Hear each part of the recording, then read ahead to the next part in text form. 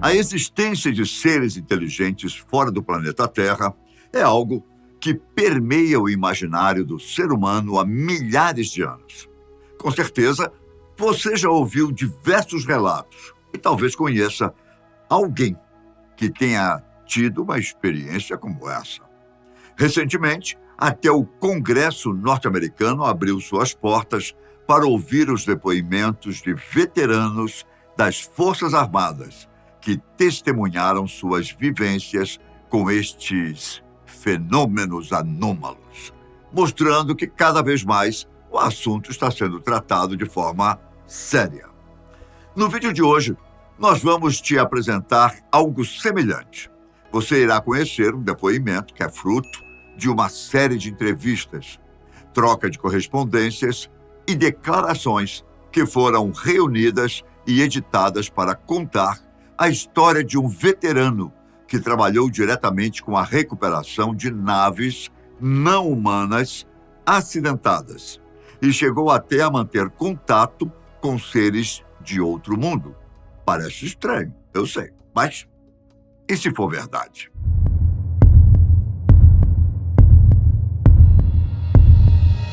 Tudo começou no ano de 1968. Nosso veterano, que não quis se identificar, mas que chamaremos de John, estava lutando nas trincheiras da Guerra do Vietnã. Naquele contexto, John foi destacado, junto com uma equipe, para fazer uma missão de reconhecimento em algum lugar ao longo da fronteira com o Camboja.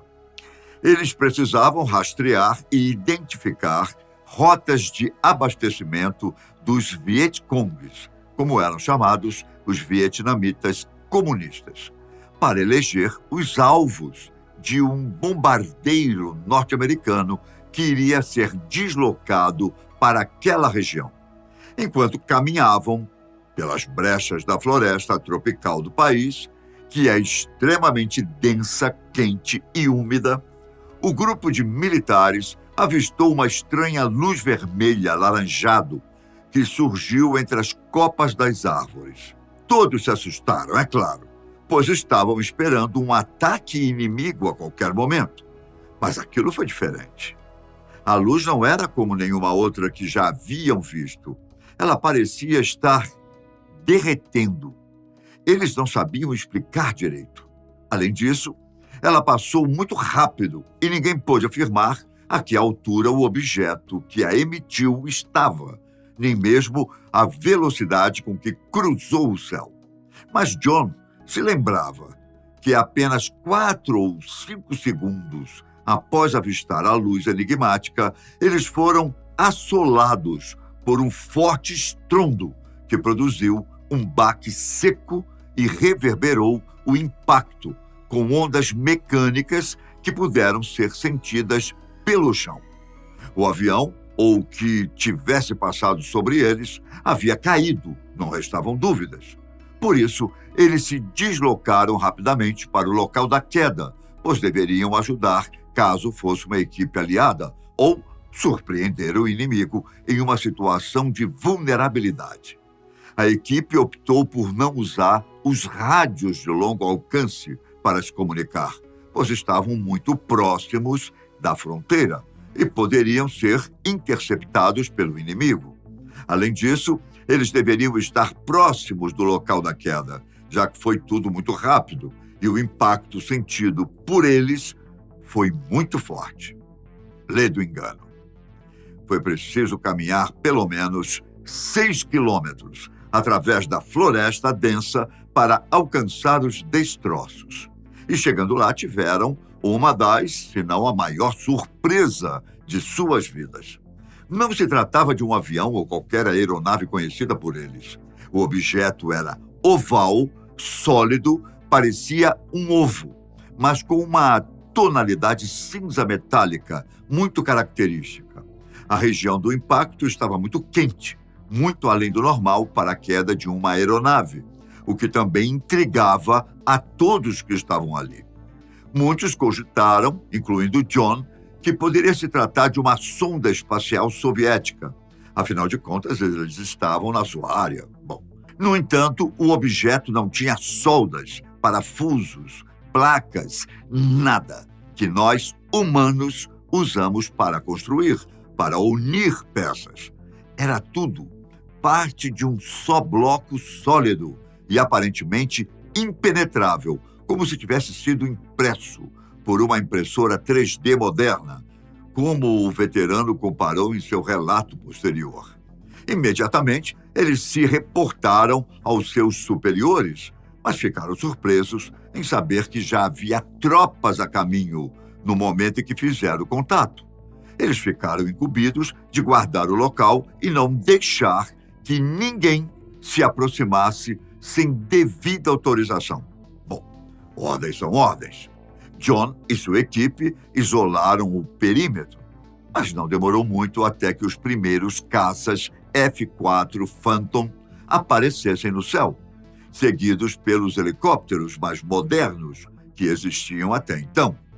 Logo, a patrulha de John percebeu que eles estavam diante de algo muito sério. Até o momento, eles ainda pensavam se tratar de algo proveniente da NASA ou da Agência Espacial Soviética, mas eles não conseguiam identificar quase nada daquele objeto estranho. Não podiam ver seu interior, não sabiam se era tripulado ou não. Só tinham acesso ao seu exterior maciço e ao calor extremo que ele exalava, que já havia colocado fogo em grande parte da floresta à sua volta. Mas provavelmente era algo muito mais sério do que um simples objeto construído por uma agência espacial. Assim que os oficiais das forças especiais chegaram, os militares foram afastados e designados para guardar o perímetro enquanto eles trabalhavam. Levou cerca de 2 dias para retirar aquela estranha nave da floresta e, ao final, John e seus colegas também foram levados em um dos helicópteros. Nesse momento, John soube da existência do Programa, um projeto criado pelo Departamento de Defesa e pelo Serviço Secreto norte-americano para lidar com fenômenos aéreos aparentemente inexplicáveis.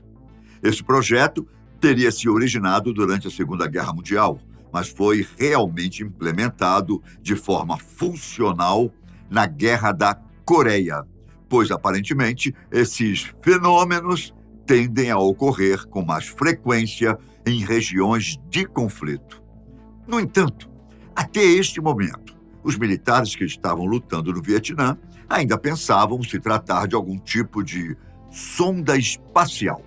Se os oficiais do programa tivessem afirmado isso e os dispensado, é provável que nessa altura do campeonato já teriam esquecido essa história. Mas eles pensaram que John e seus companheiros tinham visto mais do que deveriam. Por isso, eles foram convidados a fazer parte do programa. Digo convidados, entre aspas, porque, na verdade, os militares foram forçados a tomar essa decisão. Caso não concordassem, eles iriam ser dispensados com desonra. Isto é, seriam desvinculados do serviço militar e acusados de insanidade ou de abuso de substâncias ilícitas, o que iria arruinar suas carreiras e desacreditar tudo aquilo que tentassem divulgar para a mídia ou mesmo para suas famílias. Algo muito cruel, de fato, mas isso permitiu que John presenciasse coisas inacreditáveis que iremos conhecer a partir de agora. No começo, John não recebia todas as informações das missões. Afinal de contas, não é assim que um programa secreto permanece secreto, não é verdade? Ele só ficava a par daquilo que era realmente necessário para desempenhar sua função. Assim, ele seria útil para o projeto e não representaria uma ameaça para os oficiais e para o governo. Para John, o pânico em massa não é o principal motivo para o governo esconder as evidências sobre os OVNIs. Isso até poderia acontecer, mas o maior problema seria arriscar que um tipo de tecnologia desconhecida caísse nas mãos do adversário.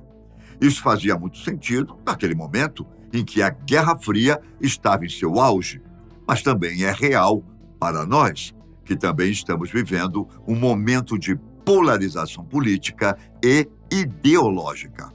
Por isso, as unidades do programa não poderiam correr risco, sobretudo na escolha de quem iria trabalhar com eles. Logo depois que John e seus companheiros de equipe aceitaram trabalhar num novo projeto, eles foram separados e voltaram para seu serviço habitual. No entanto, eles foram designados para as missões mais difíceis e perigosas, como se estivessem tentando eliminá-los ou testá-los. E assim, eles permaneceram por quase um ano. Nesse período, pelo menos 5 morreram em combate e 3 ficaram gravemente feridos, não tendo mais condições de exercerem suas funções. No fim, apenas 4 dos 12 homens da equipe original estavam aptos ao novo trabalho, incluindo John, é claro. No começo, ele não era designado para muitas missões. O veterano afirma que estes eventos não acontecem com tanta frequência, mas são muito mais comuns do que as pessoas imaginam. Inicialmente, ele fazia parte do grupo mais geral de pessoas que estava envolvido na recuperação dos OVNIs. Eles já sabiam do que se tratava e o que estava acontecendo, mas não tinham acesso direto aos objetos e seus possíveis tripulantes. John afirma que voltou ao Vietnã em pelo menos outras 3 ocasiões para buscar outras naves que haviam caído no local. Como ele mesmo disse, regiões de conflito são muito mais propícias para as ocorrências destes fenômenos. É claro que ele não poderia e não conseguiria estar presente em todas as missões de resgate, mas, em pouco tempo, John sabia bem como funcionava toda a operação. Depois que as naves e todos os vestígios eram coletados, eles eram levados para centros de pesquisa apropriados para lidar com material extraterrestre. Nada tão óbvio como a Área 51 ou a base Wright-Patterson. O programa não iria usar lugares tão visados para guardar amostras sensíveis, perigosas e secretas como essas. Na verdade, John afirma que muitas vezes eles montavam operações falsas para fazer parecer que o material era levado para esses locais. Assim, caso houvesse alguma investida inimiga ou alguma interceptação por parte de espiões, eles estariam seguindo pistas plantadas e não poderiam identificar os verdadeiros centros de tratamento e pesquisa. Mas John afirmou em seus relatos que os entusiastas em ufologia conseguiram fazer um bom trabalho investigativo ao longo dos anos, rastreando os principais e mais famosos incidentes e até catalogando as características mais comuns dos OVNIs, onde costumam aparecer, como se comportam e até o formato da maioria das naves usadas por eles. O veterano diz que a maior parte dos eventos são provocados por objetos com forma de ovo, como o que ele presenciou no Vietnã. Mas eles também aparecem no formato de tic-tac ou pílulas, sinos, triângulos e, claro, discos. Os discos, que são os mais famosos na cultura popular, são os mais raros. John só participou de 2 missões de resgate desses OVNIs. E não por acaso, elas são as mais impressionantes da sua carreira. Uma delas, inclusive, aconteceu aqui mesmo, na América do Sul. Porém, ele não pôde revelar o local exato, pois não queria comprometer as relações diplomáticas entre os países, já que existem diversos acordos secretos para enviar esses materiais aos Estados Unidos, ao mesmo tempo que se mantém o sigilo das operações de resgate. Neste incidente que aconteceu aqui, próximo de nós, John pôde perceber o quanto essas naves são resistentes. Durante a queda, o disco bateu em um rochedo e se arrastou por cerca de 400 metros, derrubando árvores e o que mais estivesse em seu caminho, mas não sofreu praticamente nenhuma avaria. Assim como o OVNI em formato de ovo do Vietnã, esse disco não tinha portas ou emendas, apenas um grande bloco maciço construído em um aço extremamente resistente. Eventualmente, os pesquisadores descobriram como abrir estas naves. John diz que nas primeiras tentativas foi preciso usar força, mas com o decorrer do tempo, os cientistas passaram a dominar a tecnologia usada na construção desses objetos. Essa é a chamada engenharia reversa, que estuda os mecanismos dessa tecnologia extraterrestre para aplicar em objetos construídos por nós aqui na Terra. Neste disco da América do Sul, não foram encontrados tripulantes, apenas um mau cheiro insuportável, indicando que, seja lá o que estivesse ali, não sobreviveu ao impacto da queda. Mas isso não significa que John não tenha conhecido seres vivos vindos de outros planetas. O outro incidente, com uma nave em formato de disco que aconteceu na Inglaterra, chegou na Terra com 5 tripulantes, sendo que 2 sobreviveram à queda. O veterano nos diz que estes seres são mais altos do que um humano médio e têm olhos grandes, indicando que vêm de lugares com baixa luminosidade. O protocolo seguido pelo programa dita que na aproximação destes seres, sempre uma equipe médica e diplomática deve ir à frente, enquanto os militares, equipe que John faz parte, ficam na retaguarda para intervir em caso de hostilidade. Mas ele diz que isso nunca aconteceu. Na verdade, tudo o que envolve estes seres é bastante estranho. John afirma isso porque não parece que eles sejam seres vivos de fato. Eles têm uma estrutura biológica, isso não há dúvidas. Através dos exames foi identificado um sistema digestivo que, apesar de simples, é funcional. E eles sempre morrem. Seus corpos se decompõem como qualquer matéria orgânica. Porém, não parece que eles estejam vivos de fato. O veterano diz que eles nunca se comunicam, não se alimentam, se locomovem apenas quando são guiados e que, caso contrário, ficam parados, inertes, sem fazer nada. Também é muito estranho que eles consigam respirar a nossa atmosfera, mesmo sem terem evoluído seus corpos para isso. Além disso, nas naves nunca foram encontrados alimentos, objetos pessoais ou de entretenimento. Nada. Tudo isso leva a crer que estes seres são feitos de matéria orgânica, mas que não estão vivos. Parece que são computadores biológicos ou alguma espécie de drone que é enviado em missão de reconhecimento para saber como nós reagiríamos a eles ou para coletar algum tipo de informação. Isso explica por que eles se adaptam à nossa atmosfera, pressão, gravidade, mas sucumbem cerca de 2 dias depois, sem comer, falar ou fazer qualquer outra coisa.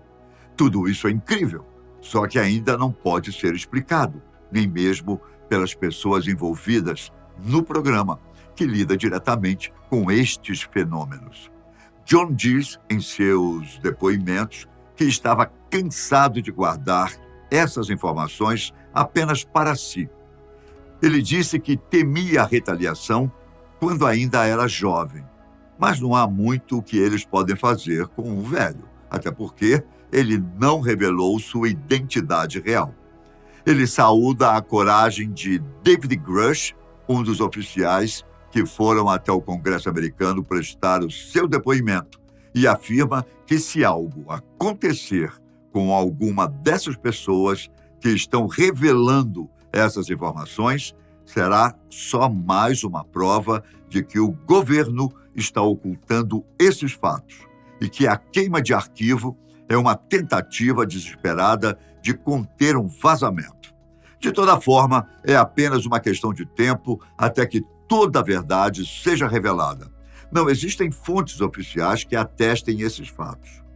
Eles são provenientes de uma soma de relatos e correspondências que tivemos acesso. Mas, e se for verdade?